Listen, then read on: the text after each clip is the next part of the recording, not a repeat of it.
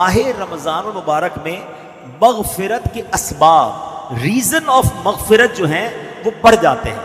Number ایک، ماہ رمضان کا روزہ رکھنا سامان مغفرت ہے۔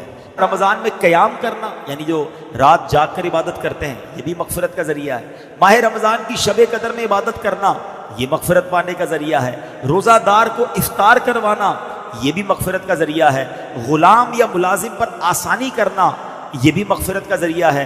رمضان المبارک میں ذکر اللہ کی کثرت کی جائے کہ حدیث پاک میں ہے ماہ رمضان میں ذکر اللہ کرنے والا بخشا ہوا ہے، تو ذکر اللہ بھی مغفرت کا ذریعہ ہے۔ رمضان مبارک میں کثرت سے استغفار کرنے سے بھی بخشش کی خیرات ملتی ہے۔ اللہ اکبر، ذرا سوچئے، اتنے سارے ریزن، اتنے سارے اسباب ہیں ماہ رمضان میں، یعنی رمضان تو ہمیں بخشوانے آ رہا ہے، ہم پر مہربانی کی جا رہی ہے، ہمیں چانس دیا جا رہا ہے کہ اے میرے گناہگار بندو، وہ مہینہ آنے والا ہے کہ تمہاری بخشش کے لیے ہے، تو ہمیں ماہ رمضان میں خوب عبادت کرنی ہے۔ اے میرے پیارے اسلامی بھائیوں، ماہ رمضان میں اب جب مغفرت کے اسباب ہم نے سنے نا، تو ہم نے کیا کیا کرنا ہے یہ ذرا غور کریں۔ سب سے پہلے تو کام یہ کرنا ہے کہ ماہ رمضان کے آنے سے پہلے ہم پکی سچی توبہ کر لیں، تاکہ گناہوں سے بالکل پاک اور صاف ہو کر رمضان المبارک کا استقبال کر پائیں۔ ماہ رمضان میں دوسرا کام کیا کریں کہ دن کا روزہ اور رات کا قیام، یعنی تراویح اور نوافل ہرگز نہ چھوڑیں۔ دوسرا کام یہ ٹارگٹ لے لیں۔ تیسرا، نفس امارہ کی خواہشات کو روکنے کی بھرپور کوشش کریں، کیونکہ شیطان تو بند ہوتا ہے لیکن ہماری عادتیں ہمارے ساتھ لگی ہوئی ہوتی ہیں، تو ہمیں اس میں ان عادتوں کی وجہ سے جو گناہ کی عادت ہوتی ہے نا۔ ایک سوال کیا گیا علماء سے کہ حضرت یہ ماہ رمضان میں تو کہا جاتا ہے شیطان بند ہوتا ہے، بندہ پھر گناہ کیوں کرتا ہے، پھر غلط کام کیوں کرتا ہے؟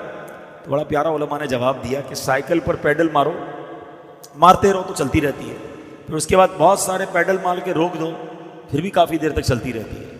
فرمایا 11 مہینے شیطان نے اتنے پیڈل چلا دیے ہیں کہ باقی 1 مہینے کی بندے کی گناہوں کی سائیکل ویسی چلتی رہتی ہے۔ تو سائیکل رکے گی کیسے جب بریک لگاؤ گے؟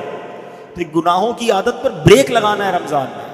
ابھی سے تیاری شروع کر دو، یا رمضان میں فلمیں نہیں دیکھوں گا، رمضان میں گناہ نہیں کروں گا، رمضان میں جھوٹ نہیں بولوں گا۔ ابھی سے چھوڑو نا بھائی، رمضان کا کیوں انتظار ہے؟ ماہ رمضان کے استقبال میں گناہوں کو چھوڑنے کی ہمیں عادت ڈالنی چاہیے۔